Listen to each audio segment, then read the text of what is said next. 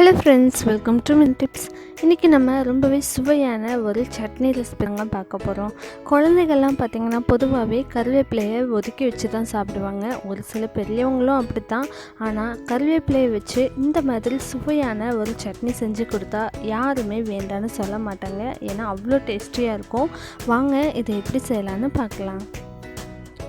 இப்போ ஒரு வானிலையில் ஒரு டேபிள் ஸ்பூன் அளவுக்கு எண்ணெய் சேர்த்துக்கலாம். எண்ணெய் நல்லா சூடானதுக்கப்புறமா இதில் ஒரு 2 டீஸ்பூன் அளவுக்கு உளுத்தம்பருப்பு சேர்த்துக்கலாம். உளுந்து வந்துட்டு கொஞ்சம் நல்லா பொரியணும். கொஞ்சம் வாசனை வர ஆரம்பித்ததும் இதில் காஞ்ச மிளகாய் வந்துட்டு நீங்கள் காரத்துக்கு தகுந்த மாதிரி சேர்த்திக்கோங்க. நான் ஒரு 5-6 மிளகாய் சேர்த்திருக்கேன். உளுந்து கொஞ்சம் செவக்க ஆரம்பிக்கும் போதே நம்ம மிளகாயும் சேர்த்தாச்சு. இப்போ ஓரளவுக்கு நல்லாவே செவந்து வந்திருக்கு. இந்த ஸ்டேஜில் ஒரு கைப்பிடி அளவுக்கு கருவேப்பிலை வந்துட்டு இதில் சேர்த்துக்கலாம். கருவேப்பிலை பார்த்திங்கன்னா ரொம்ப பொரிஞ்சிடக்கூடாது, முறுமுறுன்னு ஆகக்கூடாது. ஸோ அடுப்பை லோ ஃப்ளேமில் வச்சுட்டு அதுக்கப்புறமா கருவேப்பிலை சேர்த்து நல்லா வதக்கி விட்டுக்கலாம். கருவேப்பிலை வந்துட்டு நல்லா வாசனை வரணும், அந்த அளவுக்கு நல்லா ஃப்ரை பண்ணி விட்டுக்கோங்க.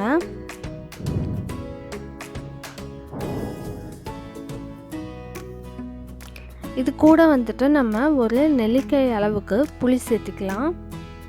புளியை இந்த மாதிரி கொஞ்சம் பிச்சு போட்டு அப்படியே நல்லா எண்ணெயில் ஃப்ரை பண்ணி விட்டுக்கலாம்.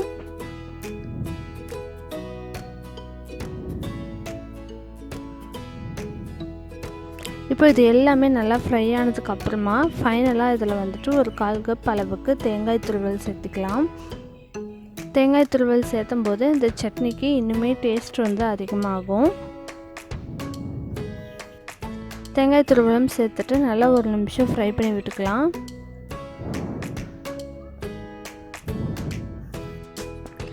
இருக்கிறதுலையே பார்த்திங்கன்னா ரொம்ப சிம்பிளான சட்னினா இந்த கருவேப்பிலை சட்னி சொல்லலாம். ஆனால் இதோட டேஸ்ட் ரொம்பவே நல்லாயிருக்கும்.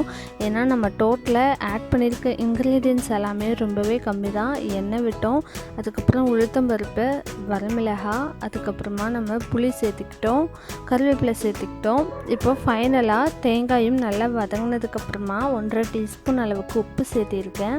இப்போ இது எல்லாத்தையும் நல்லா மிக்ஸ் பண்ணி விட்டுட்டு நல்லா ஆற வச்சு அதுக்கப்புறமா இதை அரைச்சி எடுத்துக்கலாம்.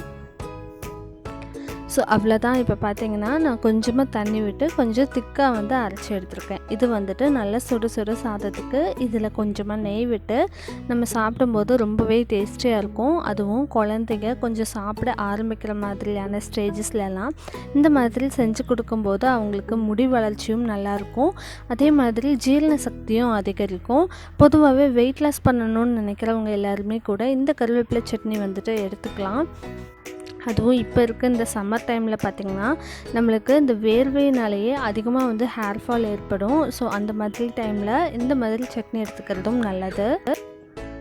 இந்த கருவேப்பிலையோட பெனிஃபிட்ஸ் பார்த்திங்கன்னா நம்ம சொல்லிக்கிட்டே போகலாம். ஏன்னா அவ்வளோ நிறைய பெனிஃபிட்ஸ் இருக்குது. ஸோ கண்டிப்பாக நம்ம வீக்லி ஒன்ஸ் ஆகுது இது சாதத்துக்கோ அல்லது நம்ம இட்லி தோசைக்கோ எடுத்துக்கும் போது நம்ம ஹெல்த்துக்கு ரொம்பவே நல்லது. ரொம்ப டேஸ்டியான ஒரு ரெசிபியும் கூட. ஸோ நீங்களும் மறக்காமல் இதை ட்ரை பண்ணி பாருங்கள். இந்த ரெசிபி ட்ரை பண்ணி பார்த்துட்டு எப்படி வந்துச்சுன்னு சொல்லி கீழே கமெண்ட் பண்ணுங்கள். நம்ம சேனலில் இன்னும் நீங்கள் சப்ஸ்கிரைப் பண்ணலைன்னா மறக்காமல் கீழே இருக்க red colour subscribe button press பண்ணிக்கோங்க. அப்படியே பக்கத்தில் இருக்க பெல் ஐக்கானும் ப்ரெஸ் பண்ணிக்கோங்க. அப்போ தான் நம்ம சேனலில் போடுற வீடியோஸ் நீங்கள் மிஸ் பண்ணாமல் பார்க்கலாம். தேங்க்ஸ் ஃபார் வாட்சிங்.